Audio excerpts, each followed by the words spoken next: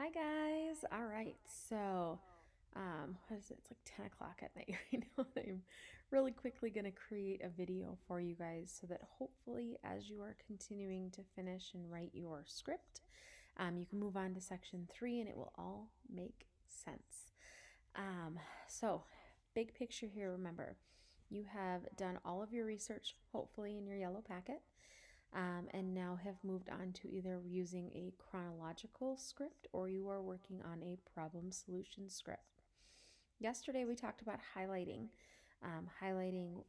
everything in your research that has to do with either your upstanders background or the problem, depending on the script that you're using, and then highlighting in another color everything that has to do about why your upstander is an upstander or how they solved the problem that they were working on.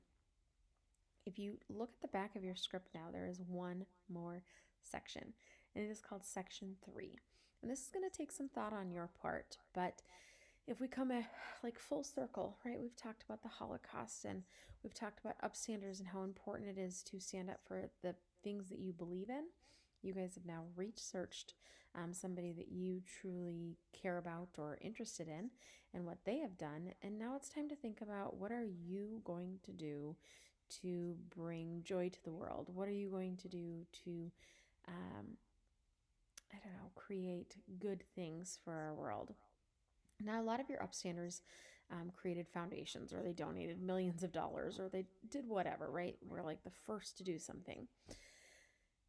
I don't expect any of you guys to do that. It'd be awesome, but probably not at this time in your life. So I want you to be thinking about what is something that you personally can do that has something to do with your upstander, but also something that is sustainable that you care about. So if I talk about Mr. Beast, right? Mr. Beast is this huge YouTube star who has started out as something little, right? And is now like, he's got the Mr. Beast games that are Beast games or whatever it is that you can watch on, I think it's Netflix. My kids are watching it. And I'm not going to do any of that, right? I'm not going to be able to plant a million trees or 1,000 trees or whatever he did. And I'm not going to create a Netflix series. But you know what he really does is he goes out and he helps individual people in ways by asking questions or by making them feel seen or loved or anything like that. So, to talk about something that you could do to relate to Mr. Beast, you could say, I'm going to go out and I am going to um, say hi to somebody on the streets that I don't know, or I'm going to ask questions, or if I'm in the classroom and I notice that somebody doesn't have a partner, I am going to branch out and I am going to be a partner with them. Or we talk about Paul Rusesabagina, who is an upstander who helped save the lives of 1,200 people.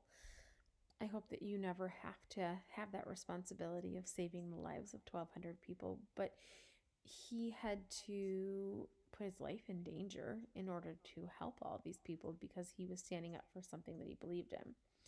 So maybe you say that one thing that you're going to do is you're going to pay attention more in the classroom or at home, and if somebody does something or says something that you don't believe in, that you're going to speak up. These are the things I don't want to see. I don't want you to tell me that you are going to give high fives to people in the hallway. Great. Love it. You can do that anyway. You don't have to do that as part of your project. I don't want to see, I am going to pick up trash, which I love that. You can do that every single day. What can you do that truly is going to take some work and some thought? And then you're going to write that down. Okay, that's your section 3. That's all it is. Now, I'm sure a couple of you guys are going to say, okay, I'm done with section 1, I'm done with section 2, and now I just finished section 3. Now what? Okay, you can find a quiet area and you can read through your script and time yourself. Remember, your whole entire iMovie needs to be between 2 and 3 minutes long. So if you're not at least 2 minutes, you might need to do a little bit of research. Okay, maybe you've done that. Now what? Have a friend read over your script. Is there anything that they think that you could add? Is there anything that doesn't make sense? What else can you do? You can practice reading your script out loud, find a quiet area out in the hallway by asking the teacher first, and practice intonation in your voice, right? That intonation is the rise and fall so that we are not listening to you being monotone. Because because nobody wants to listen to that. All right, please make sure you're behaving, and I will see you guys on Monday.